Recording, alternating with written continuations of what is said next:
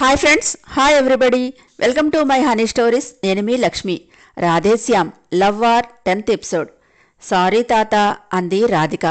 పర్వాలేదమ్మా, ఇదే మా ఇల్లు, ఆపుతల్లి అన్నాడు.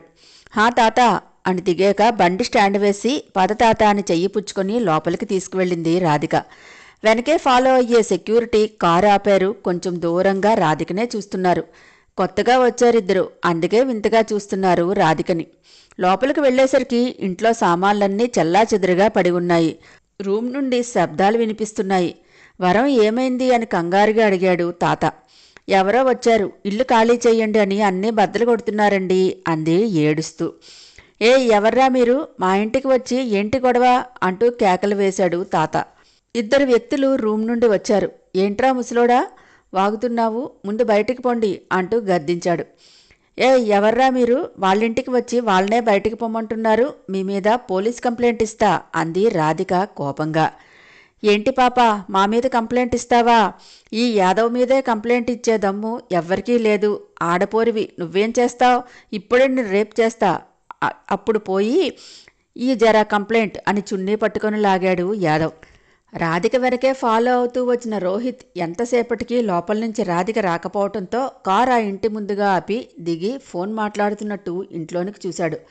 రాధిక చున్నీ లాక్గానే, తాత బాబు నీకు పుణ్యం ఉంటుంది, ఆ అమ్మాయిని ఏమీ చేయకు, తనకి గొడవతో సంబంధం లేదు, వదిలే అంటూ వేడుకున్నాడు.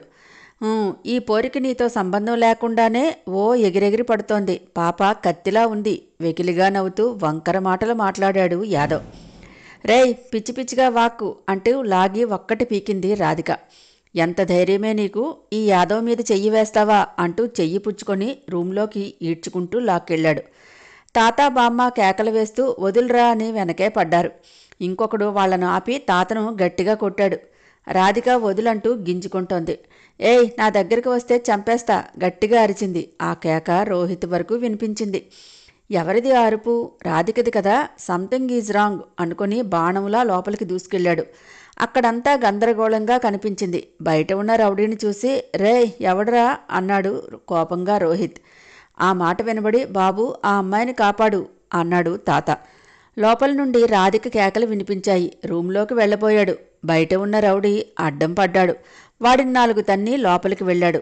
రాధిక రౌడీతో పెనుగులాడుతోంది. ఫోర్సుగా ఒక్క తన్ను తన్నాడు రోహిత్. రే ఎవడ్రా నువ్వు అంటూ అరుస్తూ రోహిత్ను కొట్టడానికి వచ్చాడు. అంత మొనగాడువా అంటూ రోహిత్ చెయ్య విరిచేశాడు. ఆ అంటూ బాధతో అరిచాడు యాదవ్. రే ఆడపిల్లంటే అంత చులకనరా ఎదవా అంటూ కాలు కూడా విరిచేశాడు రోహిత్. బాస్ వదిలే, నీకు దండం పెడతా, ఇంకోసారి ఈ ఇంటివైపు చూడను. రోహిత్ కాళ్ళు పట్టుకుని బ్రతిమలాడాడు దెబ్బలు బాధ తట్టుకోలేక. వదిలేస్తా, నువ్వు ఇంకోసారి మరే అమ్మాయిని చూడకుండా చేసి అప్పుడు వదులుతా అని తుక్కు కింద కొట్టాడు.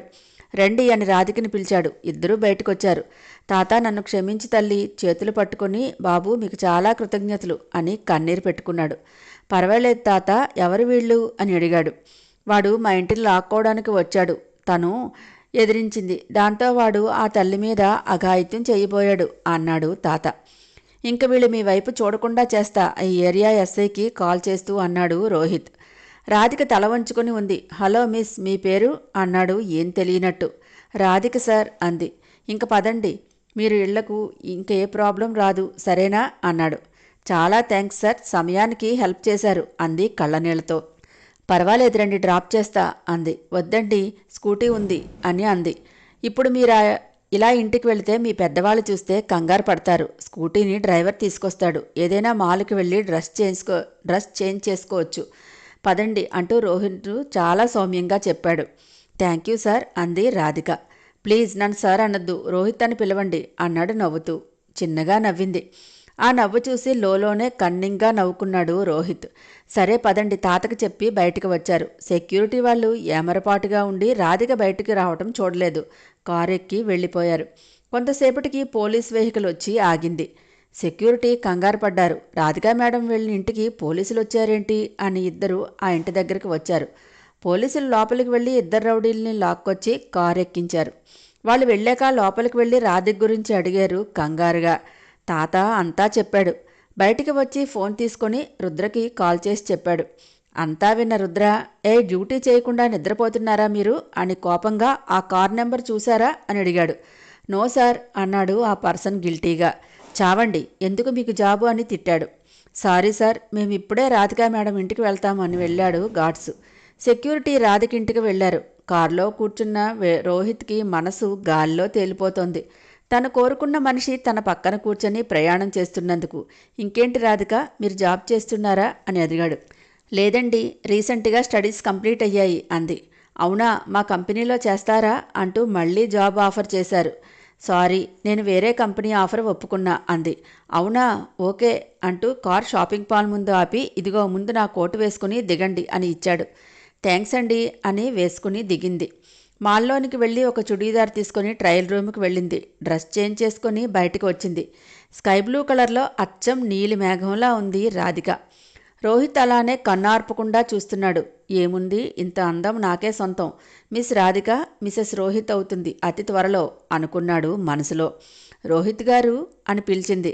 పలకలేదు. కళ్ళ ముందు చేతిని ఆడించి హలో అంది. అంటూ ఈ లోకంలోనికి వచ్చాడు. ఏంటండి, ఏదో ఆలోచిస్తున్నారు అంది చిన్నగా నవ్వుతూ. నథింగ్ అన్నాడు. మీ స్మెల్ బాగుంది అంది నవ్వుతూ. థ్యాంక్స్ ఫర్ కాంప్లిమెంట్ అని. అయిందా, వెళదామా అన్నాడు. అయింది, ఇదిగోండి మీ కోట్ అని ఇచ్చేసింది. తీసుకుని వేసుకున్నాడు. రాధిక మేనును తాకిన తన కోట్ తన ఒంటిపై చేరగానే రాధికే తన కౌగిలిలో బంధించినంతగా ఫీల్ అయ్యాడు. కౌంటర్ దగ్గరికి వచ్చి బిల్ కట్టాడు. సారీ, మీకు ట్రబుల్ ఇచ్చాను అంది తల వంచుకొని.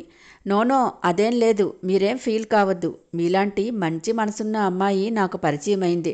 అదే నాకు హ్యాపీ అని నవ్వుతూ, పదండి, ఇంటి దగ్గర మిమ్మల్ని డ్రాప్ చేస్తా అన్నాడు. వద్దండి, ఆటోలో వెళ్ళిపోతాను అంది రాధిక మొహమాటంగా. ఇలాంటి సిచ్యువేషన్లో మిమ్మల్ని ఒంటరిగా ఎలా పంపిస్తాను నేను అంటూ కార్ డోర్ ఓపెన్ చేసి ఎక్కండి అన్నాడు. ఎక్కి కూర్చుంది. డ్రైవింగ్ సీట్లో కూర్చొని కార్ని ముందుకు దూకించాడు. లోపలే ఉబ్బి తబ్బిబ్బైపోతూ రాధికతో మాట్లాడుతూ తను చెప్పిన అడ్రస్కి తీసుకుని వచ్చాడు. కాలనీ ఎంట్రన్స్లోనే ఆపేయమంది. ఎందుకు, ఇంటి దగ్గరే ఆపుతాను కదా అన్నాడు. వద్దండి, ఎవరైనా చూస్తే బాగుండదు అని దిగేసింది. అవునా, ఓకే బాయ్ అని చేతిని ఆడించాడు. చాలా థ్యాంక్స్ అండి. నో, ఫ్రెండ్స్ మధ్య థ్యాంక్స్లు సారీలు ఉండకూడదు. లైట్ స్మైల్ ఇచ్చి వెళ్ళింది. కార్ స్టార్ట్ చేసుకుని వెళ్ళిపోయాడు. నైస్ పర్సన్ అనుకుని ఇంటికి వచ్చింది రాధిక.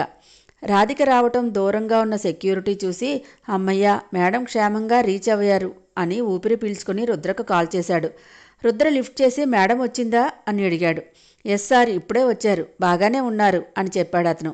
ఓకే, కేర్ఫుల్గా ఉండండి అని కట్ చేశాడు రుద్ర. రోహిత్ ఎంతో సంతోషంగా ఆఫీస్కు వచ్చాడు. తన క్యాబిన్లోనికి వెళ్ళి ఆనందంతో, ఈరోజు చాలా లక్కీ నాకు. ఏమీ ప్లాన్ చేయకుండానే రాధిక నాకు ఫ్రెండ్గా అయింది. త్వరలోనే మనసుకు కూడా జతవుతాను.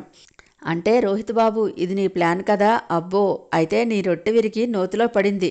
నోట్లోకి చేరుతుందో లేదో చూసుకో. కృష్ణ, రవి ఇద్దరు ఈవినింగ్ టైంలో ఫార్మా కంపెనీ నిమిత్తం సైట్ చూడటానికి వెళ్లారు. బిల్డర్ మొత్తం చూపించి డాక్యుమెంట్స్ జిరాక్స్ ఇచ్చాడు. ఈ సైట్కి కేఆర్ సంస్థ వాళ్ళు వచ్చారు సార్, కానీ దీని ఓనర్ మీకివ్వడానికే ఒప్పుకున్నారు అన్నాడు. అవునా, అతనితో రేపు మీటింగ్ అరేంజ్ చేయి, డీల్ ఫైనలైజ్ చేద్దాం అన్నాడు కృష్ణ. ఓకే సార్ అన్నాడు బిల్డర్. అంతా చూసి ఆఫీస్కి తిరిగి వచ్చారు. రుద్ర వచ్చి గుడ్ ఈవినింగ్ సార్ అని విష్ చేశాడు. ఏంటి రుద్ర, ఏదైనా సీరియస్ మ్యాటర్నా అని అడిగాడు కృష్ణ. ఎస్ సార్ అని రాధిక గురించి అంతా చెప్పాడు. ప్రాబ్లం లేదుగా అని అడిగాడు కృష్ణ. నో సార్, అంతా ఓకే అన్నాడు. చాలా కేర్ఫుల్గా ఉండండి, ఏదైనా విషయం ఉంటే వెంటనే ఇన్ఫామ్ చేయండి అని అనగానే ఎస్ఆర్ అని చెప్పి వెళ్ళిపోయాడు. ఈ రాధికది చాలా డిఫరెంట్ క్యారెక్టర్లా ఉంది కదా అన్నాడు నవ్వుతూ రవి. నేను చూసా 2 times ఇలాంటి విషయంలోనే అన్నాడు కృష్ణ. అవునా, ఎప్పుడు అని ఆశ్చర్యంగా అడిగాడు రవి. రాధికను ఫస్ట్ టైం చూసింది తను చేసిన హెల్ప్ గురించి, రెండోసారి పప్పీని సేవ్ చేయటం గురించి చెప్పాడు. బాగుంది, సోషల్ సర్వీస్ ఎక్కువ అనుకున్నాడు. కానీ ఇలాంటివి చేసేటప్పుడు జాగ్రత్తగా ఉండాలి, మనమే కోరి ప్రమాదంలో పడతాము సాలోచనగా అన్నాడు కృష్ణ. నిజమే, ఈరోజు అలాగే జరిగింది కదా, ఈసారి కలిసినప్పుడు చెప్పాలి. ఆ కారు ఎవరిదో ఎంక్వైరీ చేయించు, నార్మల్గా జరిగిందో లేదో కనుక్కోమను అని వర్క్లో పడ్డాడు. ఫోన్ తీసుకుని రుద్రకు కాల్ చేసి కారు విషయం కనుక్కోమన్నాడు రవి. ఓకే సార్, ఆ రౌడీల గురించి కూడా తెలుసుకుంటా అని చెప్పాడు రుద్ర. ఓకే అంటూ కాల్ కట్ చేశాడు. నైట్ 8 గంటలకు ఆఫీస్ నుండి ఇంటికి బయలుదేరాడు కృష్ణ. రవి కార్ సర్వీసింగ్కి వెళ్ళిందని కృష్ణతో పాటే వచ్చాడు. దారిలో సిగ్నల్ దగ్గర బుజ్జి వాళ్ళ నాన్న బైక్ పైన కూర్చుని చిట్టి చిట్టి చేతులు తిప్పుతూ ఊసులు చెప్తోంది. రవి చూసి బుడంకాయరా అదిగో బండి మీద అని చూపించాడు. కృష్ణ చూసి కారు ముందుకు తీసుకొచ్చి బండి పక్కగా ఆపి హాయ్ దక్ష అన్నాడు. హాయ్ అంకుల్ అంటూ బండి మీద నుంచి గెంతైపోయింది. ఏ ఆగు దిగకు అని సిగ్నల్ పట్టడంతో రండి పక్కగా ఆగుదాం అని మూవ్ అయ్యాడు. మోహన్ కూడా కారు ఫాలో అయ్యి ముందుకు వచ్చి ఆపాడు. కారు దిగి కృష్ణ చేతులు చాపాడు. ఒక్క ఉరుకులో కృష్ణ చంకన చేరింది బుజ్జిది. అది చూసి రవి మోహన్ నవ్వారు. ఓయ్ బుడంకాయ్ మీ అంకులే కాదు మేం కూడా ఉన్నాం అన్నాడు రవి. హాయ్ గోత్ అంకుల్ అంది నవ్వుతూ. ఆ మాటకు కృష్ణ నవ్వాడు. అమ్మ బుడంకాయ్ ఎంత మాట అన్నావు, వాడేమో సూపర్ మ్యానా నేను గోష్నా నిన్ను అని చేయలేపాడు. అంటూ బల్లిలా కృష్ణను ఖర్చుకుపోయింది దక్ష. హాయ్ ఫ్రెండ్స్, నా ఛానల్ నచ్చితే కనుక లైక్ చేయడం, షేర్ చేయడం, సబ్స్క్రైబ్ చేసుకోవటం మర్చిపోకండి. పక్కనే ఉన్న బెల్ ఐకాన్ని ప్రెస్ చేయండి. నెక్స్ట్ అప్డేట్ కోసం వెయిట్ చేస్తూ ఉండండి.